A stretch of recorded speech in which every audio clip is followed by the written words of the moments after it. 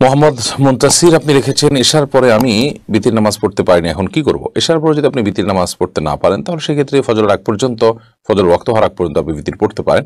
কিন্তু যদি সেটারও সুযোগ না থাকে, দিন হয়ে গেছে, অর্থাৎ ফজরের ওয়াক্ত হয়ে গেছে, এরপরে আপনি যদি মনে পড়ে যে বিতির বাদ গেছে, তাহলে সেক্ষেত্রে আপনি তখনও বিতির সারাদিনের মধ্যে যে কোনো সময় হলেও বিতির পড়ে দেবেন, যেহেতু এটি বিশুদ্ধ মত অনুযায়ী ওয়াজিব।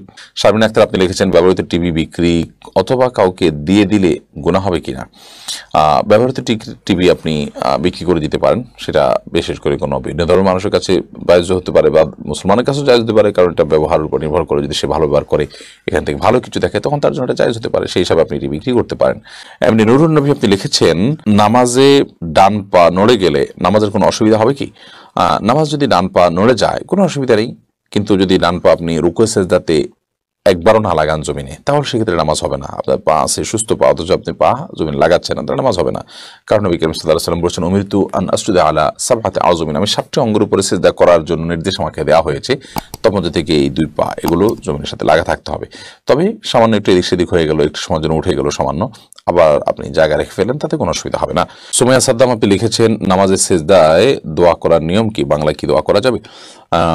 নামাজের সিজদায় আমরা আল্লাহ তাআলার কাছে দোয়া করতে পারবো। বিশেষ করে আপনার দোয়া আপনার কবুলের একটা গুরুত্বপূর্ণ জায়গা এটি। নবী সাল্লাল্লাহু আলাইহি ওয়াসাল্লাম বলেছেন, আকরামু মা ইয়াকুনু আবদু মির রাব্বিহি ওয়া সাজিদ, বান্দা আল্লাহ সবচেয়ে নিকটবর্তী থাকে যখন বান্দা সিজদায় থাকে। এখন কত হলো, মাতৃভাষায়, মায়ের ভাষায়, নিজের ভাষায় দোয়া করতে পারবেন কিনা?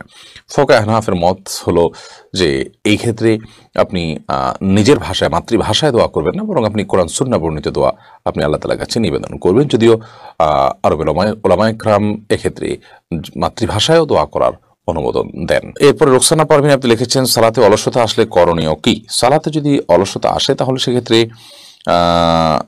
আমাদের যেটি করতে হবে যে সালাতের আগ্রহ বাড়ানোর জন্য, সালাতে মনোযোগিতা বাড়ানোর জন্য সালাতের গুরুত্ব বিষয়ক বিভিন্ন বক্তব্য আছে, শুনতে পারেন এবং সে সম্পর্কিত অনেকগুলো বই আছে, সেগুলো পড়তে পারেন। এবং নেককার এবং আব্দে সালেহ বা আল্লাহর প্রিয় বান্দা মুত্তাকি পরহেজগারদের সোহবত এবং সান্নিধ্যে আপনি উঠতে পারেন, ওঠা বসা করতে পারেন, তাহলে ইনশাআল্লাহ বিদিনিল্লাহ সালাতের অলসতা দূর হবে বলে আশা করছি।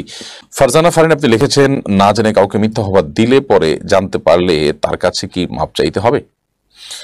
দেখুন, না জেনে যদি কাউকে মিথ্যা অপবাদ দেন আপনি, তাহলে সেক্ষেত্রে পরবর্তীতে যখন জানতে পারলেন যে তার প্রতি অপবাদ দিয়েছেন, তার প্রতি অবিচার করেছেন, তার হক নষ্ট করেছেন, অবশ্যই তার কাছে আপনি মাপ চাইবেন। কারণ কোনো মানুষ তার প্রতি আপনি যখন অপবাদ দিলেন, তাহলে সেক্ষেত্রে এটা তার হক নষ্ট করলেন, অতএব তার কাছে অবশ্যই আপনি মাপ চাইবেন। আপনি রাহিম সরকার আপনি লিখেছেন, উযু করে ক্রিম ব্যবহার করা যাবে কিনা?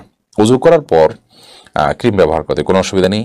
লোশন, ক্রিম, তেল এগুলো ব্যবহার করা যেতে পারে, এগুলো কোনো ক্ষতিকর বিষয় নয়। তানিয়া খান আপনি লিখেছেন, বাথরুমে বিসমিল্লাহ বলা যায় না, কিন্তু যখন গোসল ফরজ হয় তখন তো বাথরুমে গোসল করতে হয়, সেক্ষেত্রে করণীয় কি? বাইরে থেকে বিসমিল্লাহ বলে প্রবেশ করবেন, অথবা বাথরুমের ভিতরে গিয়ে যখন উযুর মতো করে শুরু করবেন গোসল, তখন আপনি মনে মনে বিসমিল্লাহ বলে তারপর বাথরুমে আপনি গোসলের কার্যক্রম শুরু করবেন। রমজান বিপ্লব আপনি লিখেছেন, জর্দা দিয়ে পান খেলে কি ওযু নষ্ট হয়ে যাবে? না, জর্দা দিয়ে পান খেলে ওযু নষ্ট হবে না, তবে অনেকগুলো জর্দা আছে যেগুলোতে তামাক থাকে, যেগুলো নেশা জাতীয়, সেগুলো একজন মুসলমানের জন্য খাওয়া উচিত নয়। তবে যেটা সুঘ্রাণের জন্য, শুধু মুখের সুগন্ধি তৈরির জন্য জর্দা, সেটি খাওয়া যেতে পারে।